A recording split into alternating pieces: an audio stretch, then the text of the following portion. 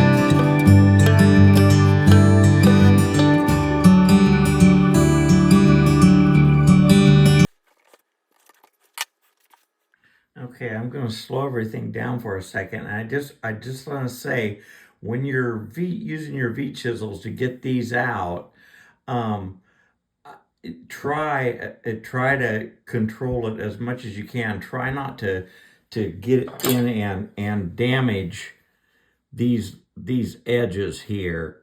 You know, if you're running your V chisel this way and you gouge into that, um, we'll pay the price for that later. You'll see why, because we're going to take a chisel and scoop each one of these out, and this natural edge here, we want it to stay stay intact. And if you run your V chisel into it and cut it, it'll want to flake off on you. So I just wanted to stop and pause and tell you to be as careful as you can. Try to V chisel going out instead of in towards, because that's when your ears will catch these and cause you trouble. Um, I'm going pretty fast, and I don't like to turn it because I'm video and I don't want to turn it all the time. But at home there, you just turn it to what's comfortable. You know, don't reach around like I'm doing here. Because if you slip like up here, it won't matter, because that's the out. That's the out. That's going to get carved down anyway. But if you slip like that here, you're going to do damage, and it's going to cause you some headache. So yeah, I just wanted to make sure to mention that to you, and we'll go to the next step here.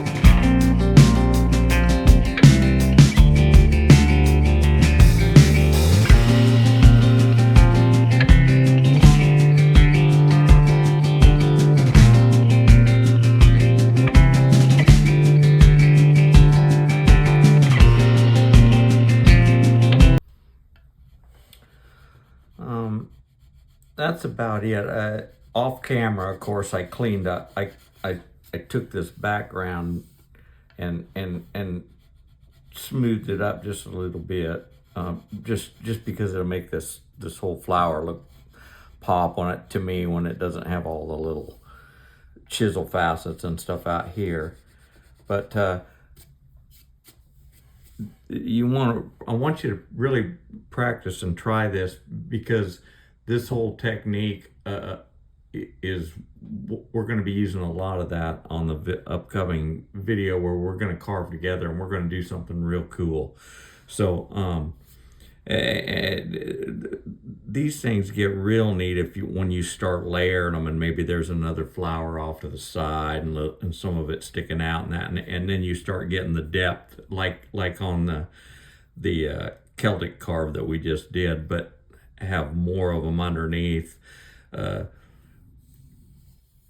I was fortunate enough to carve for the Eric Clapton Crossroads Festival, and the guitar that I did is called Crossroads, and we auctioned it off for this charity. But it's a lot of these flowers and stems and stuff, and they're underneath each other, you know, and it gets real cool. I'll try to include a picture of that at the end of this thing, or at some point. But practice up on this one, because this one's important for what we're heading towards, and we're going to have a lot of fun. And I think that's about it for this one. We'll see you on the next video.